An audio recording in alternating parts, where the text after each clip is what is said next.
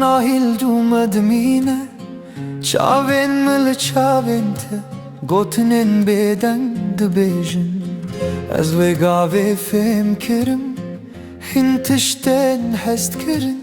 Ne pê diviye ku em bibêjin Ev dem xwe bi xwe tê zanîn Destê te di destê min de Wek germiyek nerme Ne şert ne şertên kevn tenê ev gav tenê em Gernan rê ne diyare lê em hîn diçin Bi her gavek nerim Bi her dengê ne nas Em di nav stranekê de ne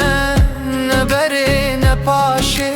Tenê ev şev tenê ev dem Tenê tu ez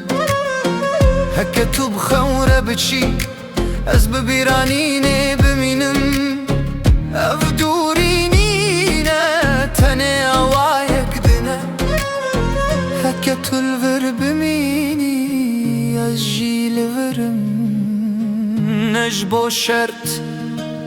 tenê ji bo ku bi te re bin Hin şev tenê ji bo hestin Ne ji bo pirs Ne her tişt divê were gotin Terinan bu hîstin bese jiyan carinan